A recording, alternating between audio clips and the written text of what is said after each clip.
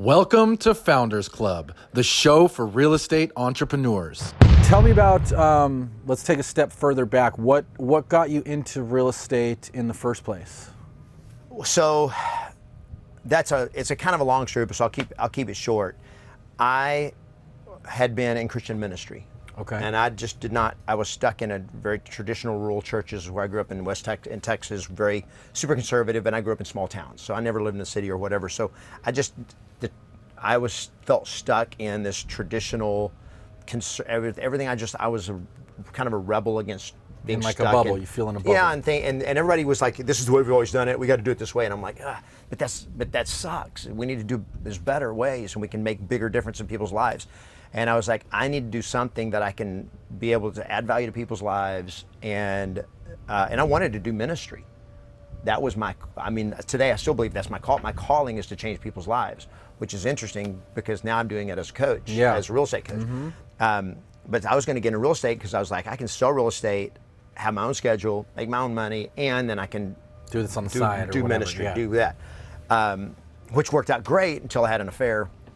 And it's where when you don't take care of all the domains in your life, you burn your life to the ground, which is what I did. So out of that I just became a real estate agent, and that became what I did. And I kind of gave up. That was a point where I gave up my dream. And I'd given up my dream many times of hitting adversity or things happening, and my life fell apart. And because I would not fight for my dream, I gave it up. That happened to me multiple times in my life, which is kind of my life story, was giving up my dreams, not believing I was worthy to stand up and fight for my dreams. So that's when I started this coaching company, it's like, I will never give up my dream again. I love that, which is also why it seems like you're so passionate about that. Because I'm passionate about your dreams. My coaching members, I'm like, I don't care about your money. I care about your dreams. Because I will fight for your dreams if you're willing to fight for them. Yeah. And so when you have that approach and that attitude, and I've had many coaches tell me, all you're doing is setting yourself up for heartbreak if you're attached to their success. And I'm like, but that's what I want. Yeah.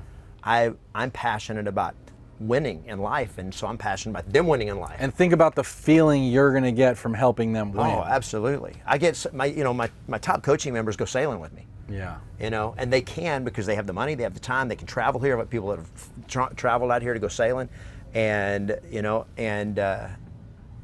it's just kind of like being able to experience their winning, their successes. That is so fulfilling. Yeah. I love it. Yeah. I love it.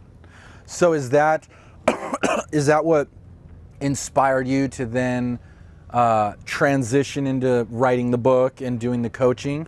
Yeah. Or what sparked that tradition from agent, producer to author, coach? Yeah. So it's kind of funny. My parents were both school teachers. Okay. So I grew up in a family of teachers. So I was kind of like, all my life was like that environment of teaching and training and coaching. And then when I was a sophomore in high school, I was a sophomore in high school. We had this thing, a little country town in West Texas, where they had called Little Dribblers basketball, where the 4th, 5th, and 6th graders in the spring would have a basketball league. And the senior varsity basketball players would be the coaches. Well, this year they were short of senior coaches, basketball coaches for these little kids. And so Coach Milson, my basketball coach, said, you want to be a coach? And I'm like, sure. Yeah, why not? So I did it, and my team that year, and our teams were randomly picked, so I just like luck of the draw, and my team won the championship. And it was so funny because I looked at it, and my dad kind of taught me how to coach these kids, and I realized I have this knack for teaching people in a way they get it. And I could do it with little kids. So the next year I was a junior, and now they had plenty of seniors, so I wasn't supposed to get a coach, but the coach was like, no, he had the championship. He's the defending champion coach. We're gonna let him coach again. So we did, and this year I got a bad team. And after this, we lost the first 2 games. And then I sat down with my dad and I said, how do I get my guys to be able to win even without the talent? And we worked out some plays that these little kids could run, and they won the rest of the games of the season, and we won the championship again. And it was like, as I look back, I was like, I was always a coach.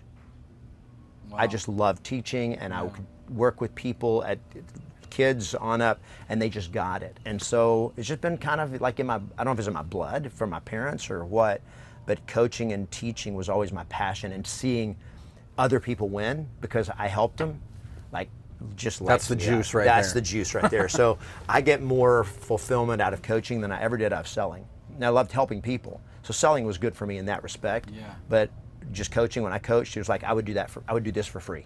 That's great. You know, it's kind of like I don't do it for free, but I would. Yeah. I love it that much. When you find something that you love so much, you would do it for free. 100%. And if you can make money doing it, it's better. Even better.